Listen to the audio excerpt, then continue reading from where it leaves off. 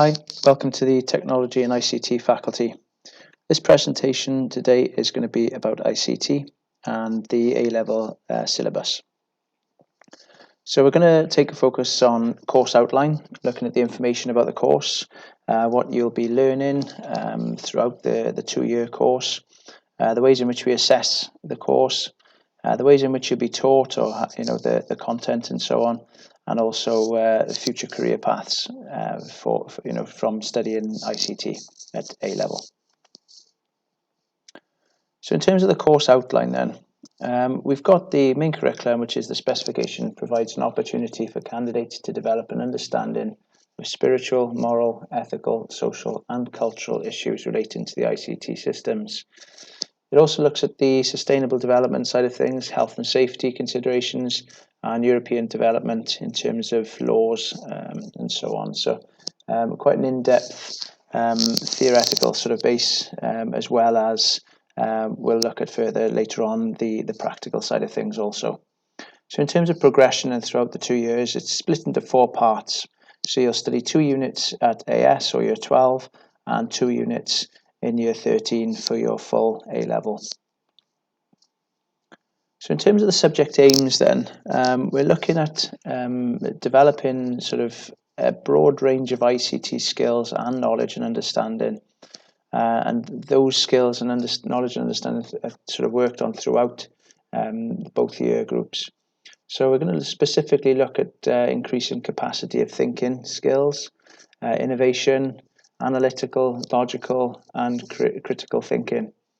The skills to work collaboratively as well, with a lot of the sort of work we'll work on. You'll be working with other people or other pupils to support your learning, which is essential really in business also. The ability to apply these skills, knowledge and understanding then in a range of contexts to solve problems. An understanding of the consequences of using ICT on individuals, organizations, society, and of social, legal, ethical, and other considerations also using ICT. We're going to focus also on the awareness of emerging technologies, and that's huge at the moment and is constantly developing.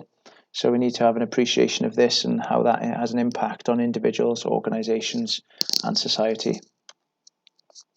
So in terms of prior learning, there's no specific requirements for you to study ICT at A level. You don't need to have studied at GCSE. However, what's been taught at GCSE does give you that foundation understanding prior to sort of studying A level. So it does help, but there's no specific requirements. In terms of the learning then, so as you can see, we've split up the A-level course into 4 units. 2 will be studied at year 12 and 2 will be studied at year 13. So at year 12, unit 1, information systems, unit 2 also presenting information. So in year 13 then we're going to focus on use of impact of ICT and relational databases. So in terms of unit IT1, information systems, this is the theory examination. So we're going to focus on data, information and knowledge, the value and importance of good quality information and the validation and verifications of that data.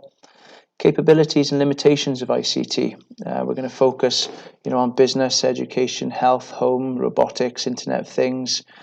So a wide range of areas of use of ICT and the capabilities and limitations of those in those areas.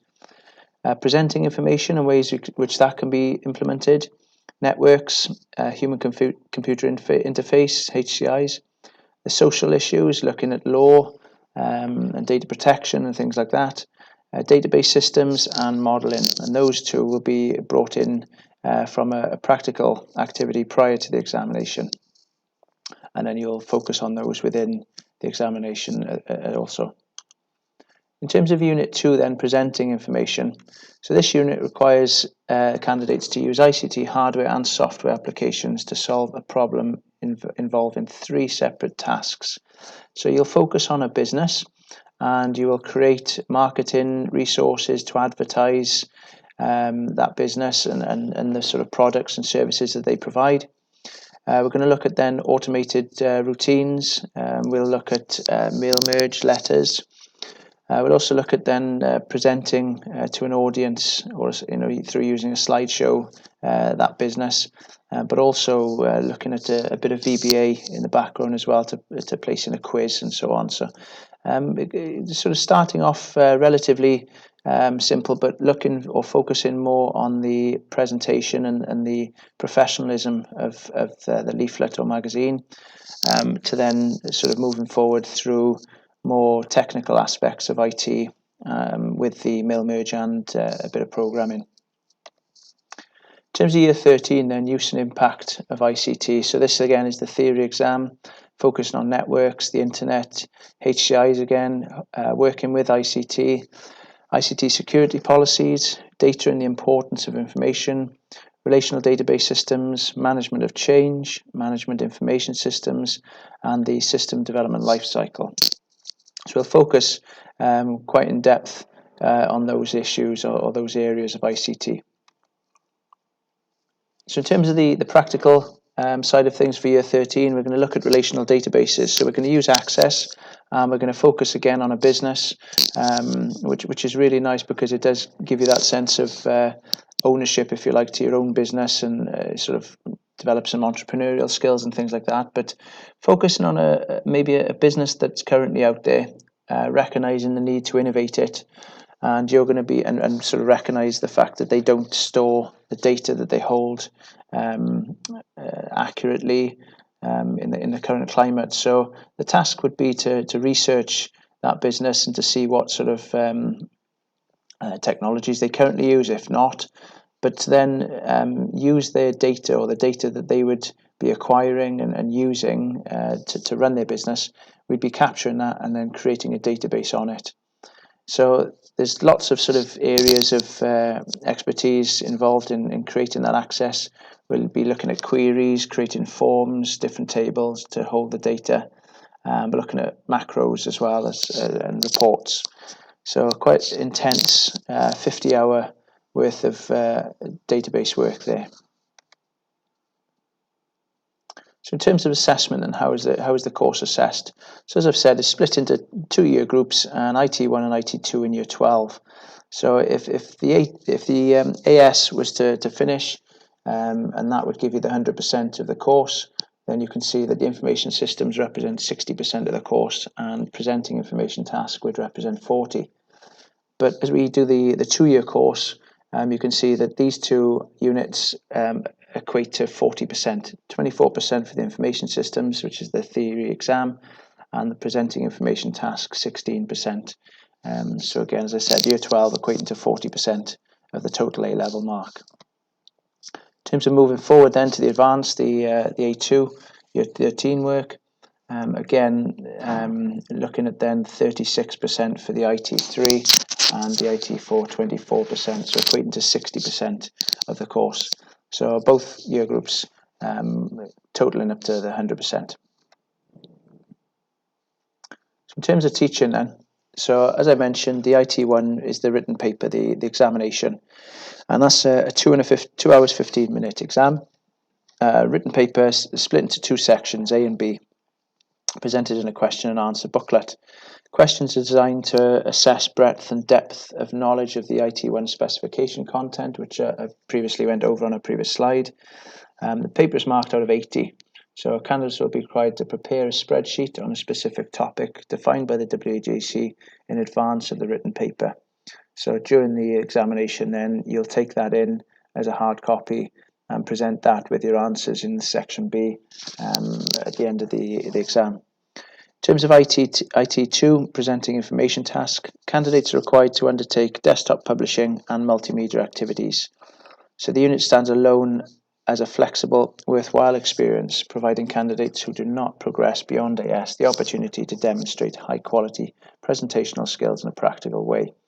But as I mentioned, we do the 2 year course here, so the unit then offers preparation ahead of the IT4.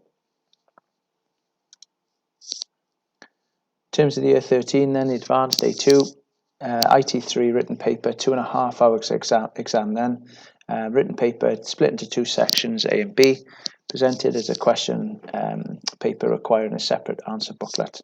Paper is designed to assess breadth and depth of knowledge of the IT3 specification content, which I previously went over. This paper is marked over 90 points then. In terms of the relational database project, I went into depth of that when I went over there, but in terms of sort of marking that, again, sort of 50 hours or assessing that, this is all split up into different sections of the database and provides a real sort of linear process to that, which is easy to follow and effective, and sort of opportunities to sort of revisit and improve and so on as well. We use Microsoft Teams, which has been sort of essential really for pupils or learners to sort of progress through especially the IT2 and the IT4, as the tasks in these are broken down into manageable assignments. It's all set, as I said, within Teams. There's supporting materials there, the success criteria, assessment opportunities as well for feedback and for improvements. And this has worked really well this year.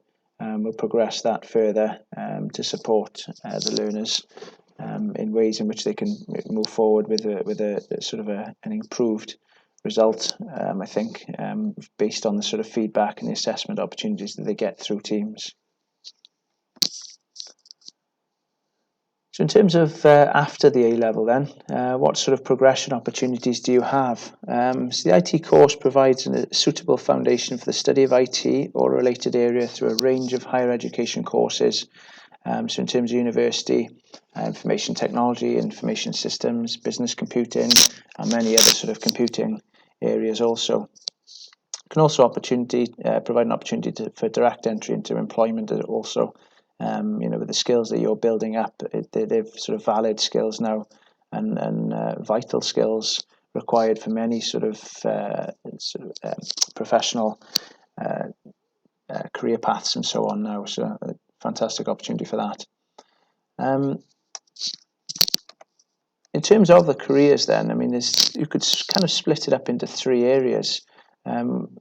Using ICT, the front end or developing ICT, and the back end, again, sort of developing IT. So in terms of using ICT, you could be using different software for bookkeeping or managing sort of customer data, document creation, things like that. So things where you would just use different software for creation of things. In terms of front end developing ICT, here we're looking at using software, but to develop certain apps or websites that people can then use to increase productivity within the business.